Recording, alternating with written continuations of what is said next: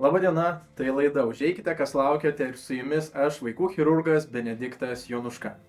Šiandien mano pašnekovo kėdėje mano geras draugas, gydytojas dietologas Edvardas Grišinas. Sveikas, Edvardai. Sveikas, Benediktai. Gydytojas dietologas. Ką jisai daro? Paaiškink tiek man, tiek ir visiems, kurie žiūrės šią laidą. Tikriausiai daugelis žmonių turi problemų, kalbant bendrai apie patį suvokimą, kas yra tas dietologas, nes daug yra skirtingų mitybos specialistų pakraipų ir tikrai galima lengvai pasimesti.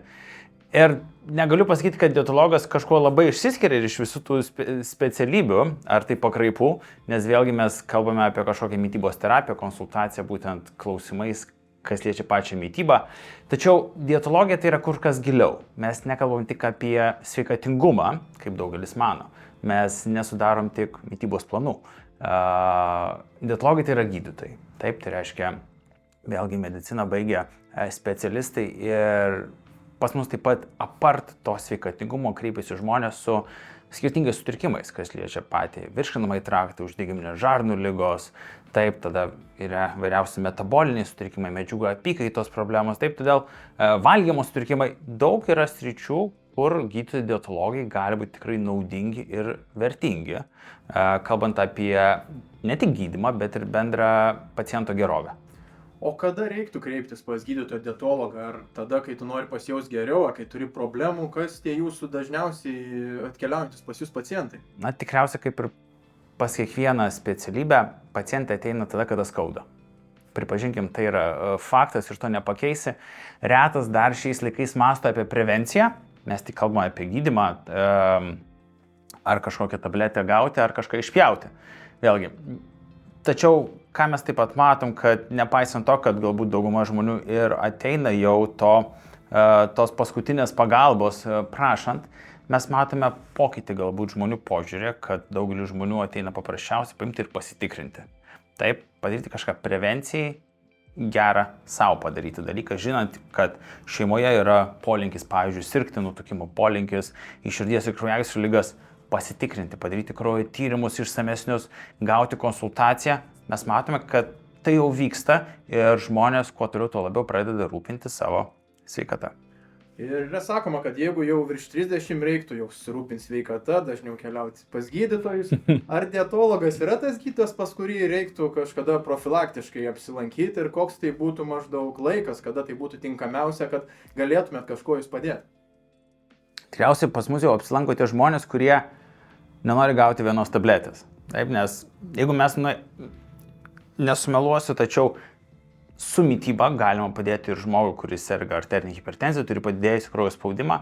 Su mityba galima padėti žmogui, kuris serga antro tipo cukriniu diabetu. Taip, neapsieisi be gyvensenos korekcijos. Tai dietologai tai vėlgi ne vien mityba, tai yra gyvenimo būdas. Turime suprasti tą dalyką, kad mes ne vien aplink mitybą statome savo visą praktiką. Taip, ir mes kalbame ir apie miego svarbą, mes kalbame apie fizinį aktyvumą ir aišku kažkur tai ir mityba taip pat eina. Mes žiūrime į žmogų kompleksiškai.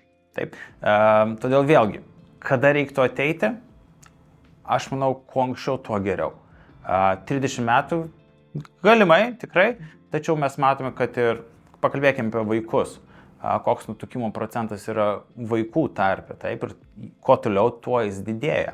Kad ir kaip mes kalbame apie prevenciją, kalbame apie sveikatinančią mitybą, tokių greitų pokyčių mes nematome. Todėl vėlgi žmonės, kurie yra susirūpinę savo atžalom, tikrai turėtų kreiptis į gydytojus specialistus, kad jiems būtų paaiškinta, kaip padėti vaikui jam nekenkiant. Žinot, didžiausia bėda dar viena yra.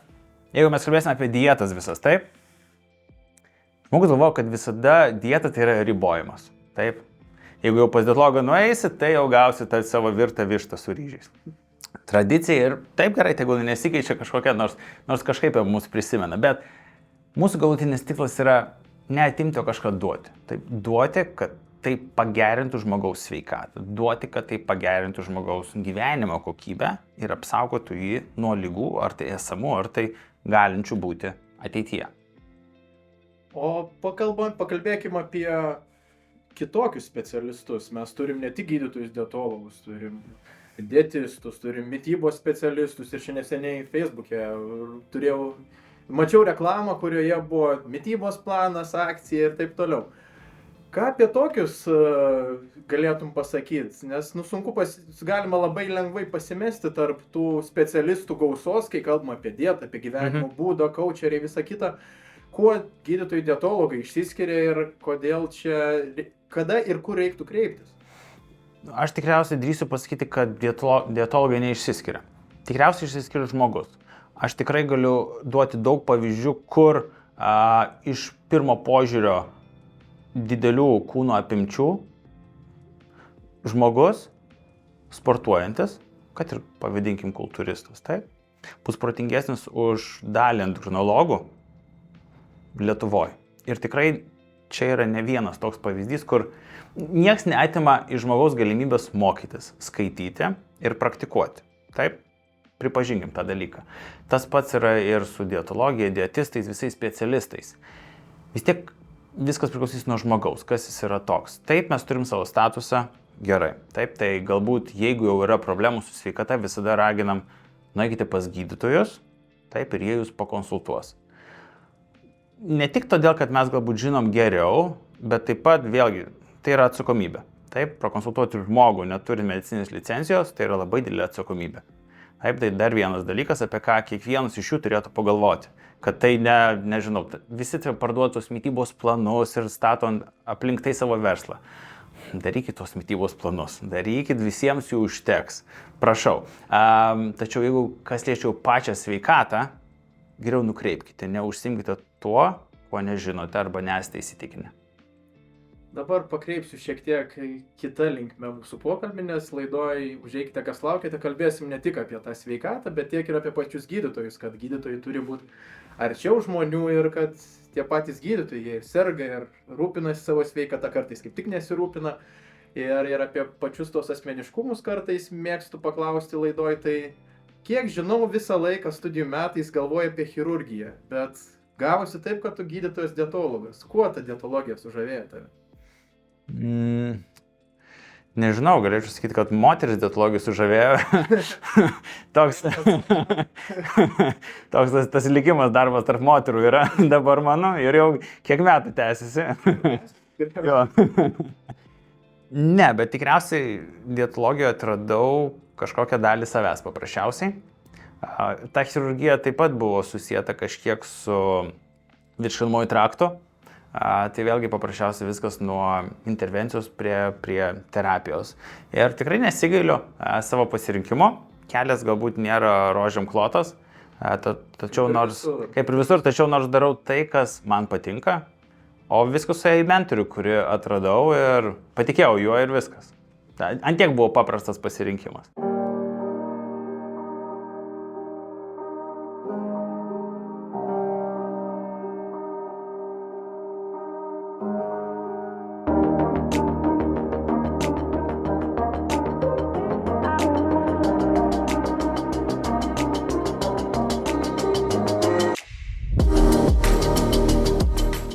Šiais laikais turim labai daug įvairiausios informacijos, tiek socialinėje erdvėje, tiek internetuose ir visa kita. Pats esi aktyvus Instagrame.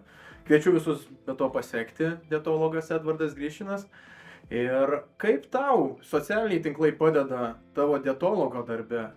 Nes ten labai daugybė informacijos, dalies ne visada suprantu, ką tu pasakoji, bet tai yra velniškai įdomu. Žinai, socialiniai tinklai turi savo gerąją pusę ir blogąją pusę. Blogoji pusė yra ta, kad tikrai ten gali gauti daug labai informacijos, kuri, jeigu mes kalbėsime apie mitybą, tikriausiai 50% bus pagrįsta arba izoliuota žmogaus nuomonė, kad aš taip padariau ir man taip įvyko, tai ir tu taip padaryk, arba jinai bus pagrįsta tikrai nepatvirtintais tyrimais, kurie buvo daryti ne su žmonėm ir iš esmės nerandomizuoti ir taip toliau. Tai visada kvestionuoju tokią informaciją. Tačiau iš gerosios pusės yra tai, kad tu tikrai gali pasisemti to, kuo dabar pasaulis kvėpuoja, kokios yra taip pat tendencijos. Ir aišku, kaip ir visi mes galime išsakyti savo nuomonę, aišku, man dar toli iki tavęs, šitose soc tinkluose nesu ten super aktyvus, nes vėlgi tam reikia skirti laiko ir tai yra darbas. Galiausiai, bet taip, jeigu turiu kažką naujo, ką galiu perteikti žmogui, tikrai stengiuosi tai padaryti. Kuo labiau suprantama kalba, kas man dar iki šiol nesigauna, vis dėlto tikiu, kad žmogus, kuriam įdomu pasidomės, nes jeigu jis pradės domėtis, jis tikrai pamatys, kad tie žodžiai kartojasi ir jų bus dar daugiau ir dar daugiau. Iš tikrųjų, ir jeigu mes jau norime eiti net į tą patį ilgaamžiškumą, mes turim žinoti genetinės mutacijas ir va ten jau prasidės žaidimai. Tai jeigu mes norime, pavyzdžiui, gyventi ilgai, mes turėsime ir daugiau informacijos įsisavinti, kas reikalaus galbūt ir tam tikrų naujų išsireiškimų. Tai vėlgi nuo to galiausiai, manau, nepabėgsim, nes mes ir tą linkmę ir einame. Bet iš esmės socialiniai tinklai ir patiem medikam parodo, kad mums, tarkim, savo specialybėje atrodo viskas gana aišku ir kas yra savaime suprantama, nebūtinai turi būti savaime suprantama kitiem. Ir dėl to aš labai džiaugiuosi tiek sekėjais, kurie seka, domisi, klausia, nes jie sužino kažką naujo, kas tau yra galbūt kasdienybė, tikriausiai taip pat ir dietologo darbe. Tas pats yra ir čia, iš tikrųjų, man kartais atrodo, kad viskas taip ir aišku, tu turi jau tai žinoti, o pasirodo ne. Taip, tai kartais reikia prisiminti, kad vėlgi, čia kaip man tėtis aiškintų, kaip pirmą kartą kažkokį parketą dėti ir man sakyčiau, kaip čia padaryti, tikriausiai tėčius skambinčiau, o kiti pasakytų, nemokai to padaryti, nemoku, reikia išmokti. Tas pats ir čia, žinai, ir ar tai būtų mano profesija, ar tai būtų tavo profesija galiausiai. Galbūt kažkas galvotų, kad, žinai, yra tokių pasakymų apie tuos Instagramo gydytojus, kad vaizgi tik čia Instagramą daro, tai koks iš jo tas gydytojas? Galbūt, bet iš tikrųjų čia toks atskiras darbas. Antra pamaina, kur tu turi sėsti, edukuoti, ruoštis tam ir taip pat tu neši labai didelį atsakomybę. Nepamirškime to dalyko, kad tu skleidi žinią plačiai visuomeniai, platesniai negu gydytojų konferencija. Ir tai ten galima, taip sakant, pridaryti, taip sakant, nesąmonių.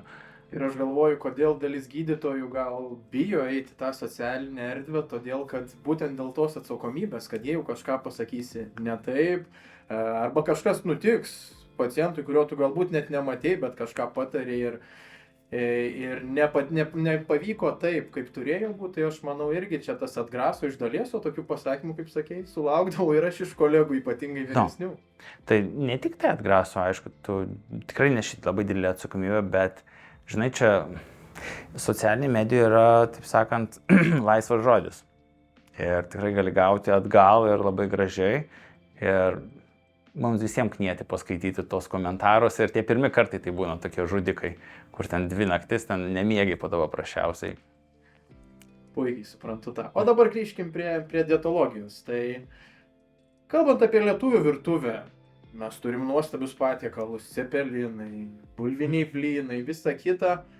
Kaip tavo dietologo akimis lietuvių virtuvė atrodo? Galbūt yra tokio maisto, į kurį pakraupę žiūri pats ir net nerekomenduoji niekam valgyti, o galbūt kaip tik rekomenduotum daugiau ir dažniau valgyti to riebaus maisto. Koks tavo požiūris į tą lietuvišką virtuvę, ką mes esam pripratę valgyti ir matyti?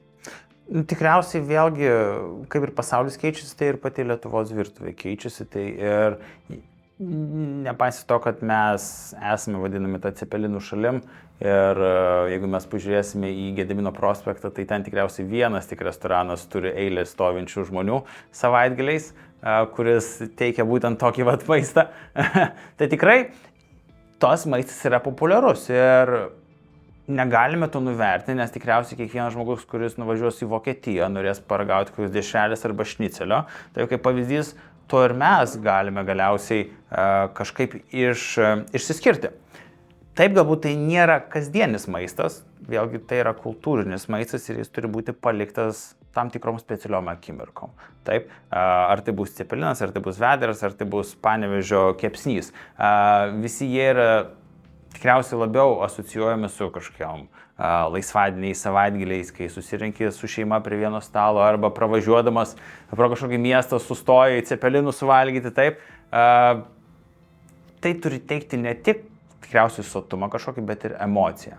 Taip, o jeigu mes žinome, jeigu mes kiekvieną dieną valgysim, tai tos ir emocijos galiausiai nebeliks. Todėl vėlgi, kaip sakau, tas maistas nėra blogas, tik mūsų dažnai požiūris į tą maistą nėra tinkamiausias. Taip, ir kuo toliau, ką mes matom, kad tikriausiai vėlgi, jeigu žiūrėsime valgyklas, daugumo jų rasime cepelinus savaitės bėgė, rasime plokštainius arba dar kitokį lietuvišką maistą. Žmonėms jis patinka, jis yra skanus. Tik ko mes nesuprantame, kad mūsų gyvenimo būdas pasikeitė šiais laikais. Mūsų gyvenimo būdas pasikeitė šiais laikais ir toks maistingas būtent patiekalas gali lemti mūsų ateities sveikatą. Mes žinom, kad nutukimo procentas ir paplitimas tikrai sparčiai auga ir toj pačioj Lietuvoje. Žmonėm, kurie serga antro tipo cukriniu diabetu, taip pat didėja ir didėja. Ir tie mastai, kuo toliau, tuo labiau, taip sakant, baimę kelia. Ir jeigu mes nepakeisim požiūrį į patį maistą ir valgysim ne tik tam, kad tai būtų skanu, bet ir tam, kad apsisaugotume nuo to, kas gali grėsti mums ateityje, tol mes, taip sakant, turėsime labai didelių bėdų šitoj vietoje. Jau nekalbu apie pačią sveikatos apsaugą, kiek valstybė turi išleisti pinigų gydyti tokius pacientus. Tai yra labai didelis skaičiai, apie ką mes labai dažnai nesusimastom. O dabar ateina šiltasis periodas ir kalama mums į galvą, kad valgom per mažai daržovių, vaisių ir aš tikiu, kad tai tikriausiai yra tiesa, nes ir savo pavyzdžių, ne visada tu pagalvoji, kad turi būti pakankamai tų daržovių, ar ne visada tinka prie tavo maisto, kurį tu norėtum valgyti. Bet ateina šiltasis periodas, kuo būtent mes lietuviai galėtumėm praturtinti savo dietą, kažkokiom daržovėm, vaisiais, ką mes turime čia Lietuvoje, galbūt ta įvairovė nėra tokia plati kaip šiltuose kraštuose, bet ką galėtumėm pridėti į savo racioną, kad būtumėm bent šiek tiek sveikesni arba jaustumėmės geriau? Tikriausiai pirmas dalykas visada, kai ateina šiltas metų sezonas, raginant kreipti dėmesį į grinumą pačio maisto. Nenoriu išskirti jokio produkto, netikiu, kad vėlgi produktas gali gydyti. Elgsena žmogaus su produktu gali būtent žmogų patį pagydyti. Taip ir tą labai svarbu atskirti. Bet kuo didesnė mes spalvų gamą palaikysime savo lėkštėje, tuo didesnė tikimybė, kad mes gausime visas mums reikalingas maistinės medžiagas. Taip. Ir tikrai, jeigu mes nueisime į turgelius, jau atsiranda kažkokie ten pirmieji agurkai, pirmieji pomidorai, o toj bus ir morkų, ir burokų šviežių, taip, ir skirtingų lapinių daržovių. Visa tai turi būti mūsų lėkštėje.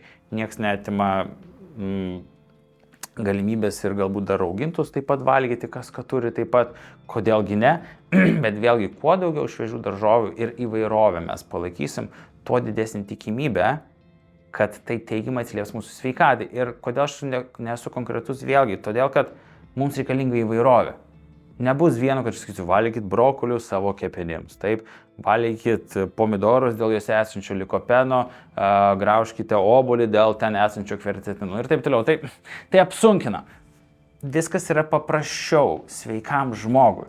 Tik palaikyk tos bazinius principus, kad lėkštėje būtų nors vienas arba du tipai daržovių, kad per dieną kažkiek gautum uogų tų pačių, taip, arba vaisių sezonių ir jau tavo sveikata tau padėkos. Man vienas vaikas pasakojo, žinai, kodėl morkas būtina valgyti? Todėl, kad jos labai geras akim. Todėl, kad zuikiai valgo morkas, matei zuikių su akiniais, nematei, reiškia geras akis. Tai čia irgi tikriausiai vienas iš tų argumentų, kuriuos gali pasakyti vaikui ir dar kažkam, bet tai įvairovė, reziumuojant, tai yra tikriausiai tas, ką reiktų vadovautis ir nebūtinai įvairovė, bet tikriausiai ir tas fizinis aktyvumas, apie ką ir kalbam. Bet vitaminas D, irgi daug apie jį šneka gydytojai, gyvenam tokioj šaly, kur saulės mažai, čia buvo sausis kiek 3 valandos, gal tik saulės šviesos. Ar tai yra tas dalykas, ką mes turim vartoti kiekvieną šaltąjį periodą, gal yra kažkokių kitų vitaminų ar medžiagų, ką turėtumėm papildomai papildų formą vartoti, būtent jau gyvename Lietuvoje? Tikrai mes žinome faktą, kad maistinė vertė net ir mikroelementų šiuo metu esančiame maiste tikrai neprilygsta tam, kas buvo senais laikais. Taip? Ir kad ir kaip mes šlovintume tam tikrus produktus dėl juose esančių vitaminų, čia vėlgi, čia kaip turėti vieną etaloną ir galvoti, kad, sakant, kopijos yra visos pagal jį sudarytus, bet tikrai taip nėra. Ir čia jau ateina individualumas. Tikrai ateina individualumas, mes galim kalbėti bendrai, sakant, kad tikrai mes nepakankamai gauname tų pačių omega 3 riebalų rūgščių. tikrai to negauname, mes tikrai pakankamai negauname vitamino D, taip, tai yra dar vienas labai svarbus rodiklis. Tam tikri žmonės net vitamino C nepakankamai suvartoja. Ką kalbėti apie geležį, cinką tą patį. Mes žinom, kad ir šiais laikais ir tas pats ir mėsos suvartojimas būna mažesnis ir žmonių, kurie atsisako valgyti gyvūninės kilmės maistą, yra daugiau, tik bėda ta, kad tie žmonės nesusirūpina būtent savo sveikatai ir neprižiūri būtent visų reikalingų būtent maistinių medžiagų suvartojimo, kalbant apie augalinį maistą. Ir vėlgi nebus tikriausiai kažkokių izoliuotų markerių, čia jau bus, manau, individualumas bus labai svarbus, kuri reikia taip pat sugretinti su žmogaus esama sveikata. Mes žinome, kur pavyzdys, taip, žmogus vartoja vitaminą D, bet pas jį kažkodėl neauga jo koncentracija kraujo. Mes žinome, kad vitaminų D taip labai svarbus yra magnis. Jeigu žmogus stokos magnio, tai ir vitaminų D konversija nevyks efektyviai. Jeigu pas žmogų yra vidaus organų suriebėjimas, kepenų suriebėjimas, taip pat mes žinome, kad vitaminas D turi praeiti pro kepenis. Jeigu ten yra problemos, jis toliau nenueis iki savo aktyvios formos. Ir tokius dalykus turime įvertinti. Mes negalime aklai tik vartoti papildų ar tų pačių vaistų, nemastant, ką jie daro gero, tačiau ką jie daro ir blogo. Tas pats, pavadinkim, paimkim vaistą metforminą. Tai metforminas skirtas antro tipo cukriniui diabetui gydyti, kuris reguliuoja gliukozės koncentraciją kraujyje, mažina kepenų gliukozės gamybą kepenyse, tą pačią, taip. Ir mes žinom, kad dabar žmonės, kurie taip pat nori iš esmės pagerinti savo sveikatą ir domisi longevity, taip, visa tematika taip pat vartoja tą patį metforminą, bet mes žinom, kad metformino vartojimas taip pat yra siejamas ir su ta pačia disbiozė. Žmonės, kurie vartoja metforminą, gali turėti ir virškinimo trakto problemų. Kitas dalykas, taip pat tai siejamas su B12 vitaminų deficitu ir tokius dalykus turime žinoti, vartodami bet kokį vaistą ar tai papildą, kad yra ir pliusai, tačiau yra ir minusai, ką reikia atkreipti dėmesį galiausiai. Tai iš esmės kažkokio tokio vieno, ką reiktų vartoti, nėra, bet reiktų pažiūrėti individualiai ir geriau pasirodyti jau pas gydytojus dietologus, išsitirti koncentracijas. Reikia žiūrėti, kiek reikia, žinai? Reikia žiūrėti, kiek reikia vartoti, nes vienam užteks, pavyzdžiui, vitamino D 800 tarptautinių vienetų, kitam reikės 10 000 vartoti. Taip ir tada jau kyla klausimas, o kodėl pas jį neįsisavina? Tas pats omega 3. Visi vartoja savo dozę 0,5 gramo per dieną. Galbūt tau reikia 2,5 gramo per dieną. Ikozapenteno, dokozahekseno. O gal tau reikia daugiau dokozahekseno riebalų rūgšties negu ikozapenteno riebalų rūgšties, taip? Ir dabargi yra, kaip ir vitamino D tyrimai yra, taip ir tas pats ir omega 3 indekso tyrimas, kuris tiksliai tau nustato, koks pas tai balansas yra tarp omega 3 ir omega 6 riebalų rūgščių. Ir dažnu atveju jis būna į neigiamą pusę nuėjęs. Ir tikrai mes per mažai būtent tų pačių žuvų taukų vartojame. Todėl vėlgi, kiekvienam dalykui turi būti pagrindimas, kodėl aš tai vartoju. Mes galim profilaktiškai vartoti multivitaminus, tačiau jeigu jau norime tvarkyti kažkokias mikroelementų deficitus, pavyzdžiui, taip, arba pavienius mikroelementus vartojam, turime padaryti kraujo tyrimus. Tas pažiūrėjai seliną. Selino, jeigu pervartysi selino, pas tave kris plaukai. Kad ir kaip nori apsaugoti savo skydliaukę, bet po to bus blogiau iš kitos pusės. Todėl net ir su tokiais dalykais, kurie yra populiarūs ir kiekvieną dieną mes apie tai kalbam, jeigu nori ten daugiau antioksidantų gauti, vartok seleną, gali būti pašaliniai reiškiniai. Na va, po to pokalbio keliausiu jau išsitirt kraujo viso, reikės pasižiūrėti. Bet super. Kalbant apie rodiklius, ką kiekvienas žmogus galėtų sekti namie.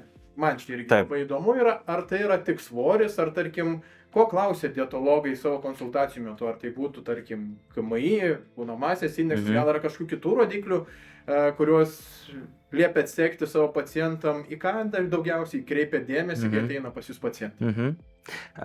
Tikriausiai aš daugiau, aišku, į faktą esamą kreipi dėmesį. Bet aišku, po to labai svarbus dalykas, jeigu mes kalbame apie svorį, tai dinamika. Ar tai svoris yra augantis, ar jis yra stabilus. Tai yra pirmas dalykas.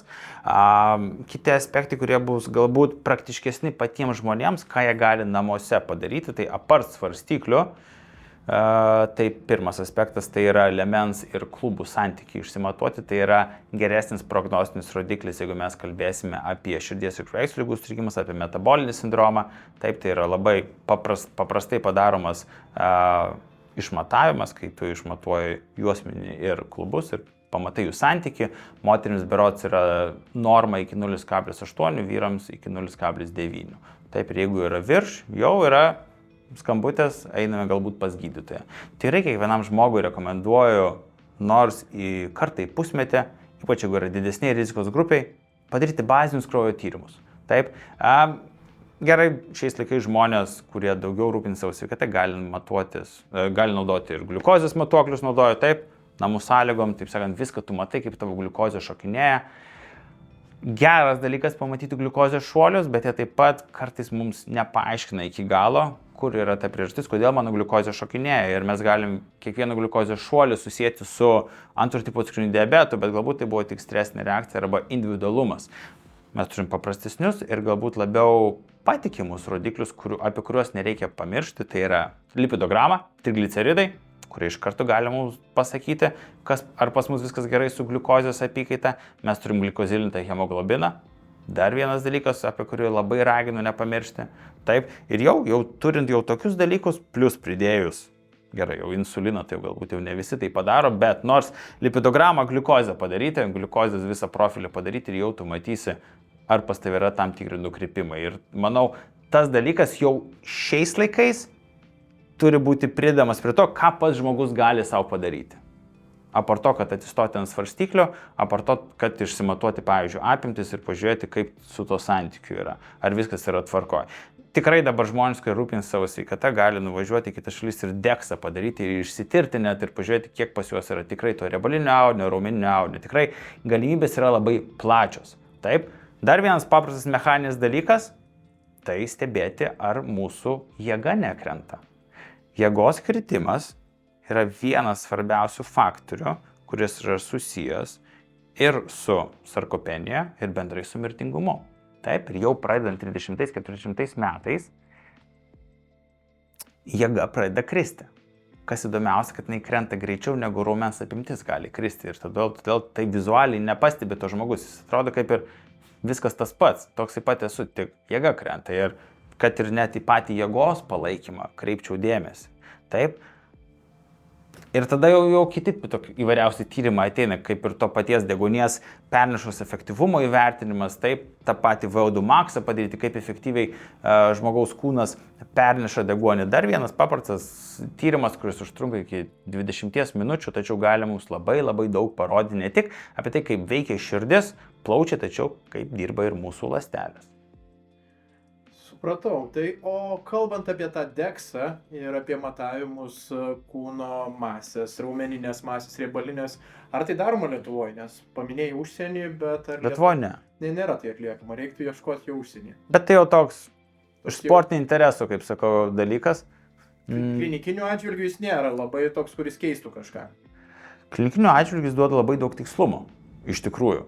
Tačiau mes ir turime ir bet vėlgi, klinikinių galbūt mokslinių atžvilgių, nes ar pas tai bus 15%, ar tai 12%, tikriausiai statistiškai reikšmingo skirtumo nepadarys. Žiūrėjau pas tave socialinių tinklų visą tinklelį ir man labai užkliuvo pasakymas lieknas nutukimas. Iškart privertė ir mane susimastyti, bet kas yra tai ir kada galit diagnozuoti liekną nutukimą, ar daug jo yra galų gale? Dažnu atveju tai tikriausiai vadinama labiau sarkopeniniu nutukimu, tai reiškia vienas iš dviejų dalykų, kas yra būdinga, tai yra aišku raumeninio audinio kritimas. Taip, tai reiškia, žmogus gali būti lieknas, tačiau jeigu jo kūne dominuos riebalinis audinys, o raumeninio audinio bus mažiau už normas, tai mes jau galim vadinti ir sarkopeniniu nutukimu tuo pačiu. Taip, tai vėlgi, žmogus gali būti lieknas, tik jo vidus bus suriebėjęs. Tos pačius dalykus mes stebime pas žmonės, kurie serga lėtinėmis ligomis, inkstų funkcijos nepakankamumas, kardiovaskulinės ligos, onkologinės ligos. Mes žinom, kad raumuo tai yra vienas iš pirmųjų audinių, kuris krenta. Taip. Ir kad ir kaip mums būtų nelogiška, kad taigi mesgi tiek riebalo turim, kodėl kūnas nepanaudoja to riebalo. Deja, pirmas dalykas, kuris pradeda kristi pas mus, tai ir yra raumeninis audinys. Tas pats stebima prie streso. Jeigu žmogus yra chroniškai išsekęs, taip, yra lėtinis stresas, yra labai pavargęs, jam taip pat gresia ta pati diagnozė, negalim pavadinti diagnozės sindromas, fenomenas, pavadinkim taip, būklė geriau. Taip, nediagnozuokim iš karto lygų, nes visą tai galima pakeisti. Taip, tai yra svarbiausias dalykas. Ir dažniausiai toks tipas būna žmonių, kur kaip ir žmogus būna lieknas, taip, ir būna didelis pilvas, tačiau šlaunis yra labai plonos ir užpakalio nėra. Kodėl? Nes dažniausiai, kai yra aukštas kortizolis, tai pirma vieta, iš kur, pavyzdžiui, imamas baltymas, kuris kyla iki aminorūgščių, tai yra keturgalvis mūsų ir tai užpakalis. Tai yra būtent du raumenys, iš kur pirmoje vietoje imama būtent galiausiai imamas aminorūgštis, kurios verčiamos energija. Ir toks fenotipo žmogaus dažniausiai būna, tai kitais atvejais vadinamas taip pat pilvinis nutukimas, kaip yra vidaus organų surebėjimas, stebimas. Kitos svarbios priežastys, kodėl tai gali būti, aišku, tai yra nepilnavertė mytyba.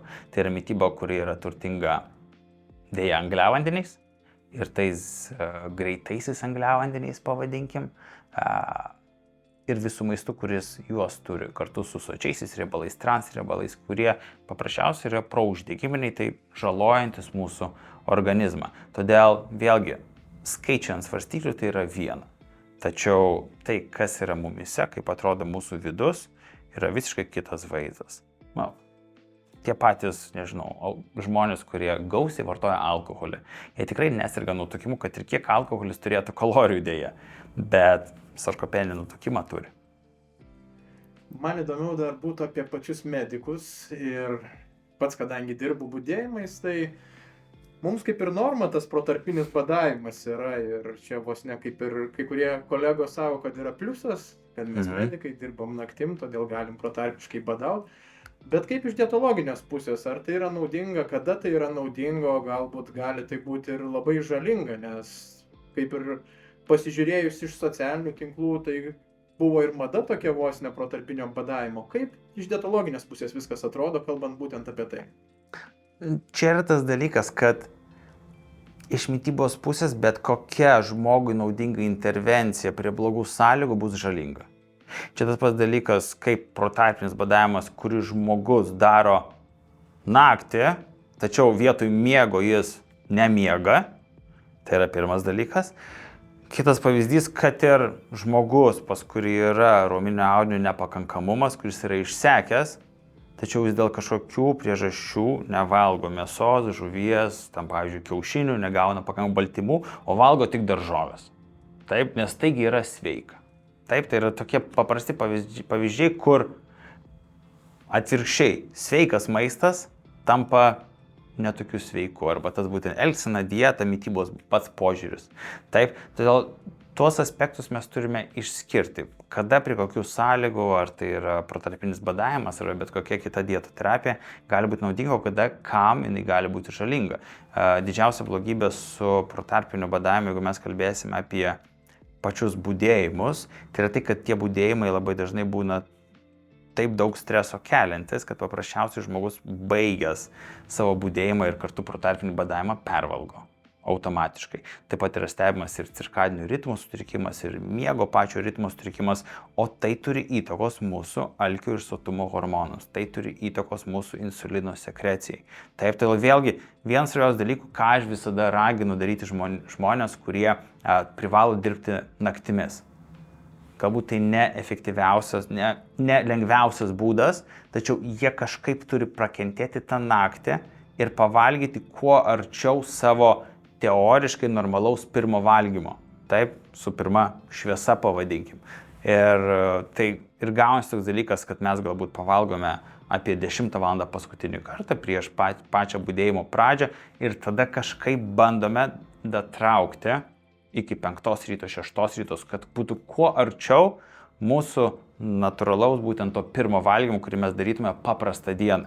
O jeigu jau norisi valgyti būtent per patį vakarą, tai saldainiai, kurie guli budėjimo poste, ne pirmo pasirinkimo būtų patys patiekalai ir patys produktai, tai vėlgi skatinčiau daugiau valgyti baltyminio maisto, kur būtų daugiau vėlgi ir tų pačių ir skaidulų, tai kartu ir su daržovėm, ir kad kartu netaip šokinėtų pas mus gliukozė kraujo, tai manau būtent baltyminiai visi produktai būtų tikrai visai naudingi šitoj situacijai, kad kažkiek ir alkį numalšinti, tačiau ir metabolinių procesų mūsų organizme nesutrikdyti.